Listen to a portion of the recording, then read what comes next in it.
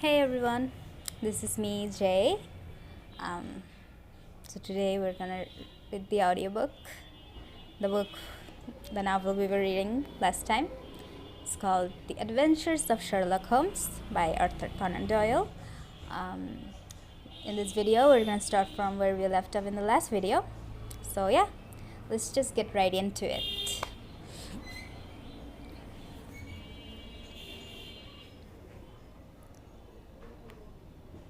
You will remember that I remarked the other day, just before we went into the very simple problem presented by Miss Mary Sutherland, that for strange effects and extraordinary combinations, we must go to life itself, which is always far more daring than any effort of imagination. A proposition which I took the liberty of doubting. You did, doctor. But none of the less, you must come round to my view, for otherwise I shall keep on piling fact upon fact on you until your reason breaks down under them and acknowledges me to be right.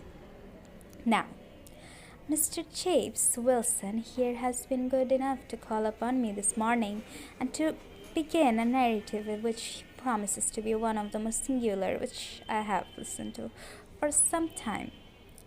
You have heard me remark that the strangest and most unique things are very often connected not with the larger but with the smaller crimes, and occasionally, indeed, where there is a room for doubt whether any positive crime has been committed.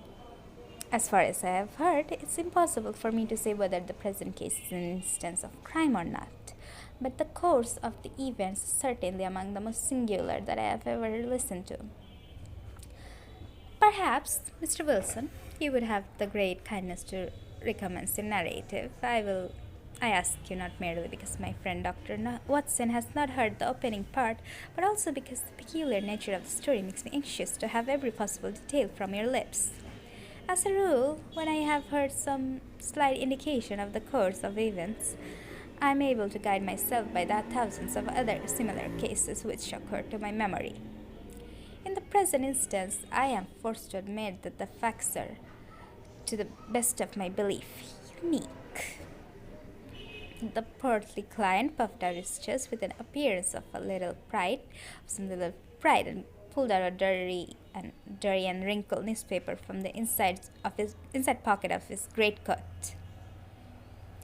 As he glanced down at the advertisement column with his head thrust forward and the paper flattened out upon his knee, I took a good look at the man and endeavored, after the fashion of my companion, to read the indications which might be present by his dress or appearance. I did not gain very much, however. By my inspection, our visitor bore every mark of being an average, commonplace British tradesman, obscene, pompous, and slow. He wore rather baggy grey shepherd's check trousers, not over clean black frock coat unbuttoned in the front, and a drab waistcoat with a heavy brassy Albert chain and a square-pieced bit of metal dangling down as an ornament. A frayed top hat and a faded brown overcoat with a wrinkled velvet collar lay upon his chair beside him. Altogether, look as I would, there was nothing remarkable about the man save his blazing red head, the expression of extreme chagrin and discontent upon his features. Sherlock Holmes's quick eye took in my occupation, and he shook his head with a smile as he noticed my questioning glances.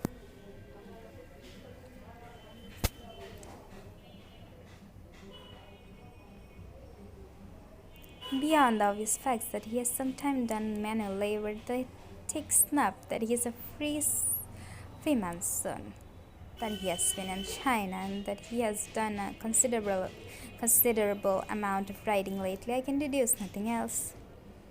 Mr. Jeffs Wilson started up in his chair with his forefinger upon the paper, but his eyes upon my companion. How, in the name of good fortune, did you know all that, Mr. Holmes? He asked. How did you know, for example, that I did manual labor? It's as true as gospel. For I began as a ship's carpenter. Your hands, my dear sir. Your right hand is quite a size larger than your left. You have worked with it, and the muscles are more developed. Well, the snuff and then the Freemasonry. I won't insult your intelligence by telling you how I read that, especially as, rather against the strict rules of your order, use an arc and compass breastpin. Breastpin. Ah, of course, I forgot that, but the writing? What else can be indicated by that right cuff so very shiny for 5 inches? The left one with the smooth parch near the elbow where you rested upon the desk. But, well, but China?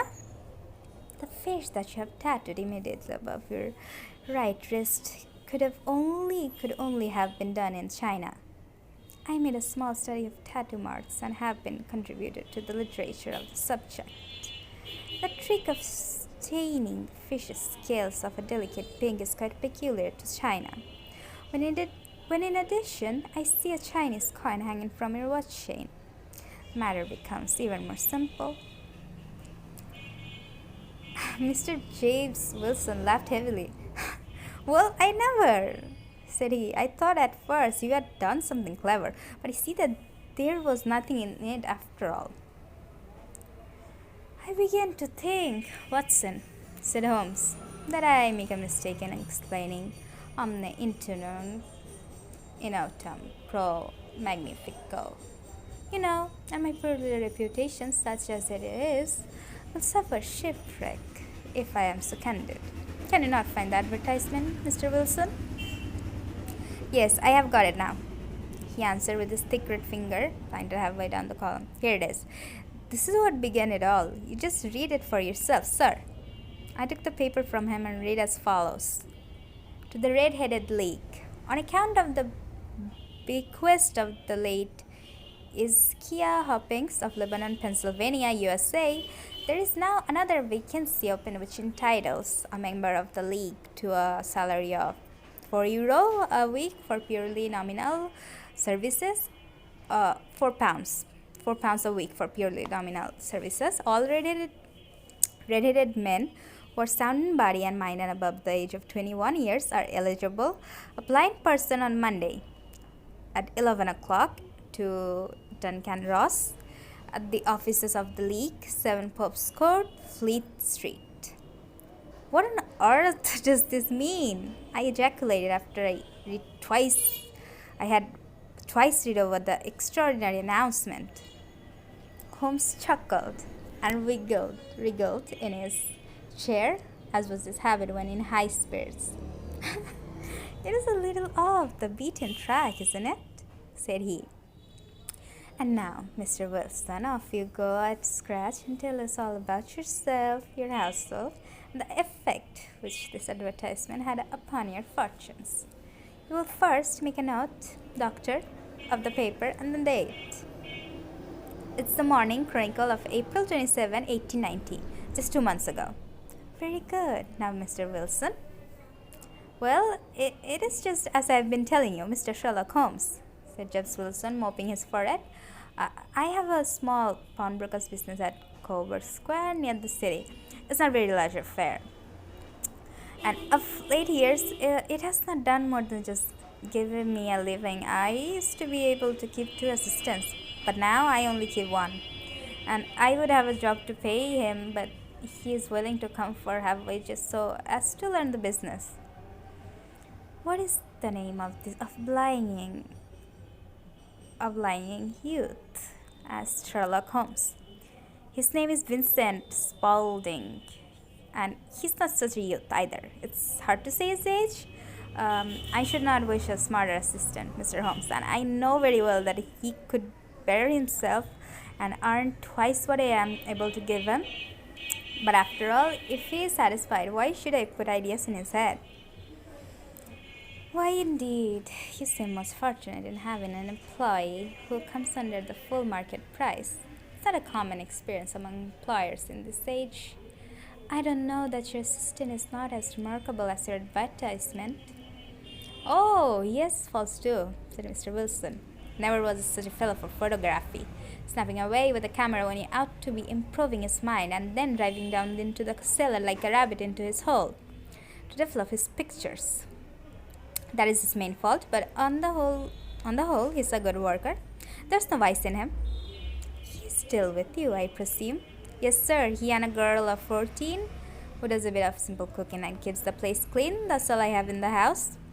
For I am a widower, never had any family. We live very quietly, sir. Three of us, and we keep a roof over our heads and pay our debts if we do nothing more. Alright, everyone. The video is gonna be. I'm gonna end the video here because video is already long enough. So please don't forget to subscribe because it supports us immensely, and